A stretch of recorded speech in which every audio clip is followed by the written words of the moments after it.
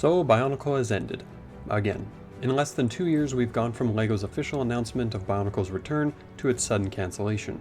Honestly, I'm not extremely surprised, since story-based LEGO themes rarely last long, with Ninjago being the current exception. But I get it. If it was successful the first time, why not comply with the demand and hope for a repeat? Well, the problem is the demand wasn't as strong as LEGO thought, and the story presented didn't strongly click with nostalgic or young audiences. In comparison to my top 10 list of Bionicle years, I want to do the same for Generation 2. In my list for Generation 1, I had specific categories to rate each year, but G2 is so much different that I can't use the same criteria.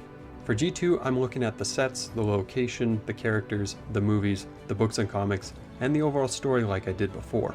But this time I'm also looking at the contests and the very subjective category of the feel.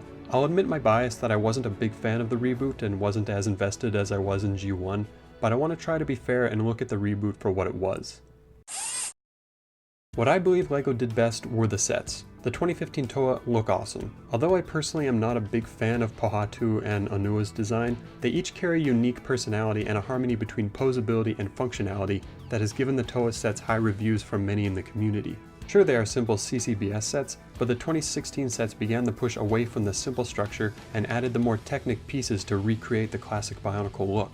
Sure, there are things to nitpick like Liwa's lack of head movement and Tahu's color scheme, but I don't know all the limitations the design team went through, and I think they did well with what they had. While I praise the Toa design, I can't praise much else. The protectors and creatures look good and they fit the sidekick role very well, but the fact that the protectors all wear the same mask bothers me and further makes them look like clone sets.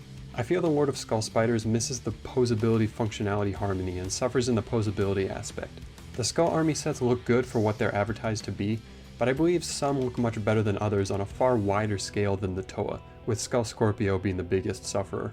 As for the beasts, I don't have anything to say, they just didn't appeal to me. Akoto fills the location fine, but as I've said before, it doesn't blend well and appears very simplistic. Even on the most organic map, it's still divided like a poor rendering of Minecraft. 2016 did give the island more depth with the maze and the alternate dimension city, but the sudden end to the line ruined that potential. The characters are flat and all seem the same. They give some basics like Liwa being goofy and Pohatu being very serious, but they don't grow as characters. They have bland personalities that make it hard to differentiate between them, and it's this lack of characterization that further causes problems in the mediums where the story is told. The first thing we got was the animations that span the 2015 year, and they're not bad as quick videos for kids, but they feel so quick and add very little depth to the story.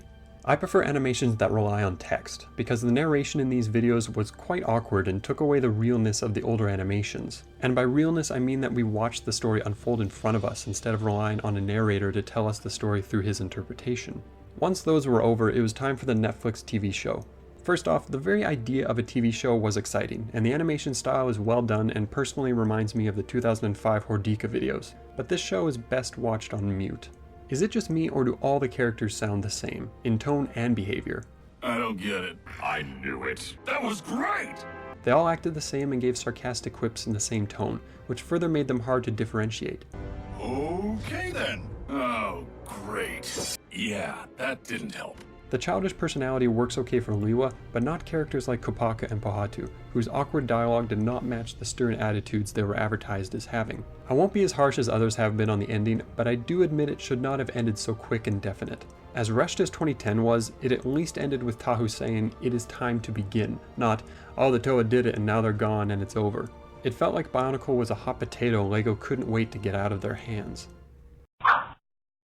The Bionicle books were great in G1, and the 3 books we got in G2 tried to emulate that same feel. First off, the first Bionicle book sucks. It is literally identical to the 2015 animations. From the scene descriptions to the dialogue, it is almost indistinguishable, and the book offers nothing new but some bits of dialogue that add nothing to the story.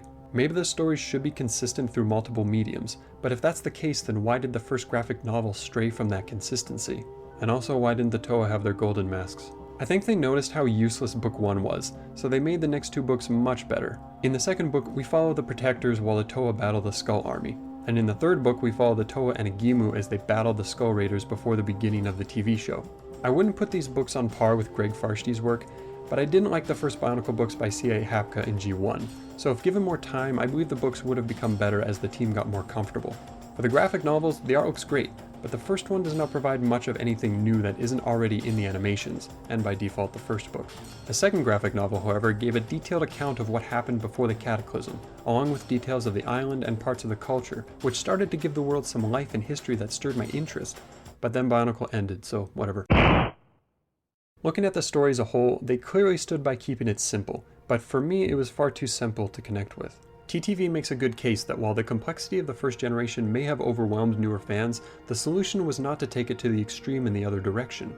If Bionicle needs to expand into more complex elements to survive, then allow it to expand and then cancel it after 5 or 6 years down the road once the fans that grew up with it are too old and newer fans are unable to start afresh. Under this system, Bionicle can get rebooted, last several years of increased complexity, get cancelled, wait several more years, and then repeat. G2's story was fairly poor, so hopefully LEGO takes this experience as a reminder of what not to do in the future. Although I like the contests and the consistent prizes, I feel LEGO could have managed the contests better. Solid gold masks are amazing prizes, but they are also expensive. Why didn't LEGO make the prizes exclusive plastic masks, for example, and use the gold mask budget towards something that needed it, like the story? This reminds me of the 2003 Silver Krana, and to me that execution was much better. By 2003, Bionicle had already been established as an immensely popular theme, and the Metal Krana encouraged kids to buy the LEGO products and maybe more if they wanted to find the prizes, while the Bionicle Mask Hunt focused on Twitter advertising in an attempt to make the theme grow for a new generation. These vastly different approaches for very major prizes was a bit of a gamble on LEGO's part that relied on advertising for something new instead of purchasing for something well known. The main plus is this contest allowed any child or talentless mock builder like myself to participate. But inversely, that's where I believe the building contests suffer because the winners would always be talented builders instead of the younger target audience. Adult builders are more experienced and have more money and pieces to build much more elaborate models, putting the younger audience at a huge disadvantage. The contests were good ideas, but I believe the timing for the Bionicle Mask Hunt was too early for such immense prizes. And the building contests, whether intentional or not, catered more to the older niche fans that unfortunately are not populous enough to feed Bionicle the consumption it needed to survive. I know talking about the feel is extremely subjective, but what I mean is mostly about the styles. Was there a Bionicle-esque feel to the reboot? And when I talk about Bionicle-esque, it's hard to explain, but essentially I see it as mostly dark and organic in its presentation.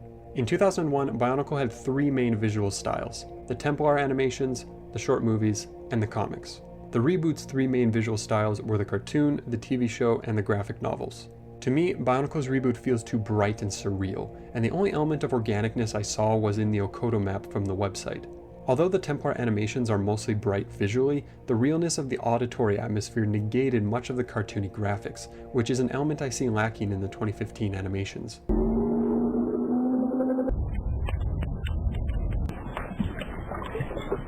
The early Bionicle had a naturalness to it, almost like this place could exist. It was Bionicle that led me to play in the forest, the snow, or the mountains and feel like I was somewhere on Motunui.